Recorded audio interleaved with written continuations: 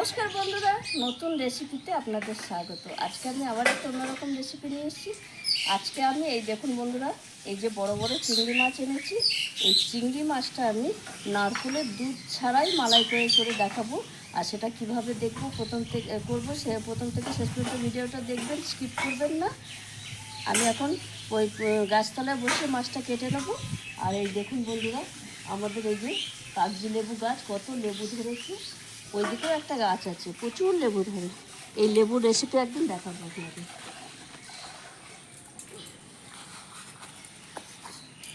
এইবার চিংড়ি মাছটা আমি কেটে নেব।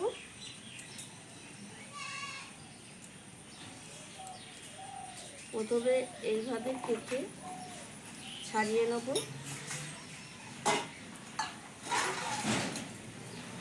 এই পেছনে একটা আমার ফোনটার নাম্বারগুলো ঠিক আছে। এই দেখুন বন্ধুরা, এই যে একটা নাম্বারগুলো না আসলে সুতোর মতো কালো ইয়ে আছে, এটা ফেলে দিতে হয়। এইভাবে আমি সব মাছটা কেটে নেব। এবার আমি একবারে বেটে নিয়ে রান্নাঘরে যাব। তাই চিংড়ি মাছ মালাইকারির জন্য নারকেলের দুধ নেই, এখানে নিয়ে নিয়েছি আমি আমুল দুধ 1 প্যাকেট। এই দুধটা গুলে নেব। আর পোস্ত, সর্ষে, কাজু বাদাম, নুন, কাঁচা লঙ্কা। প্রথমে আমি সর্ষে, পোস্ত, কাঁচা লঙ্কা আর একটু নুন দিয়ে এটা বেটে নেব। আর বন্ধুরা, নারকেলের দুধ সবসময় কি আমরা পাই?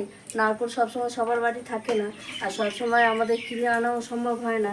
তাই নারকেলের দুধ না থাকলে এইভাবে গরুর দুধ বা আমুল দুধ দিয়ে মালাইকারিটা করবেন, খুব ভালো লাগবে।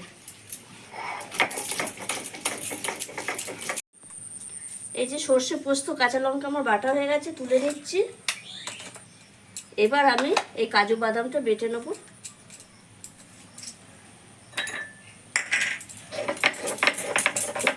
মাছ কেটে ধুয়ে নিয়ে এসেছি আর মশলা বেটে এনেছি, সেটা তো দেখতেই পেয়েছেন।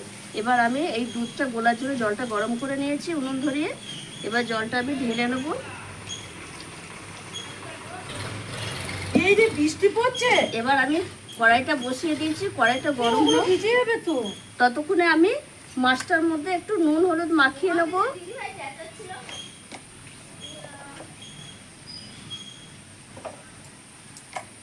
মাছটা আমি নুন হলুদ মাখিয়ে নেব।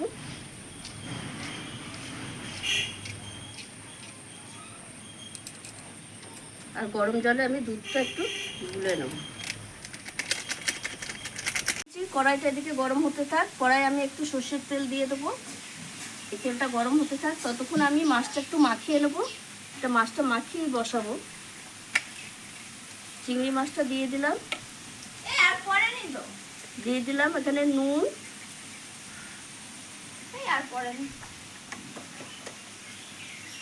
হলুদ গুঁড়ো,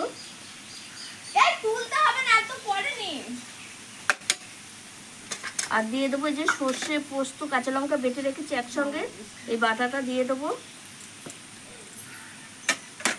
আর সর্ষের তেল মাখিয়ে নেবো একসঙ্গে মাছটা।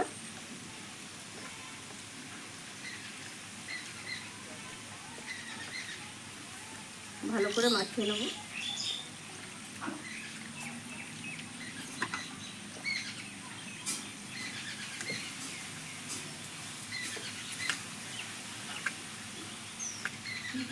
এদিকে মাখানো হয়ে গেছে, আর এদিকে আমার তেলটাও গরম হয়ে গেছে।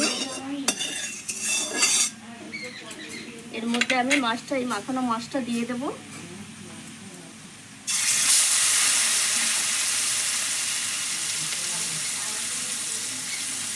আমার পায়খানা পেয়েছে বলে গেছি বাবা, বমি করতে হবে।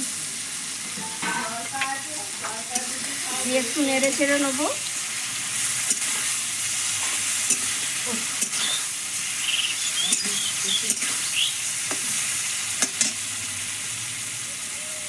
মশলার সঙ্গে মাছটা একটু নেড়ে ছেড়ে নিয়েছি। মশলাটা একটু বেশ কাঁচা গন্ধটা চলে গেছে। এইবার আমি দিয়ে দেবো এই যে কাজু বাদাম বাটা।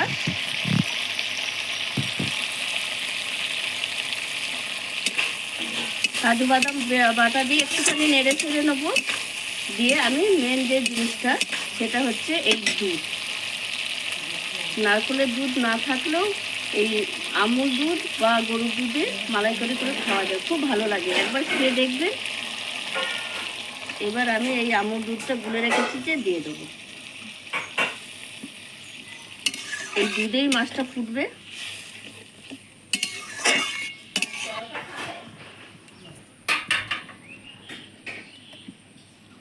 তো 2 মিনিট ফুটবে সে।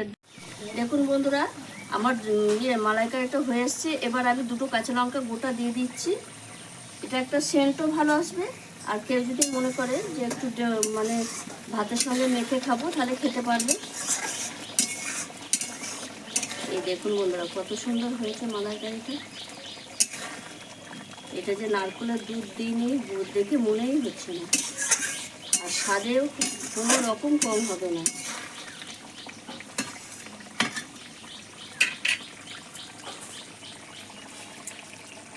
এইবার আমি নামাবার আগের ওপর থেকে দিয়ে দেবো সামান্য একটু সর্ষের তেল।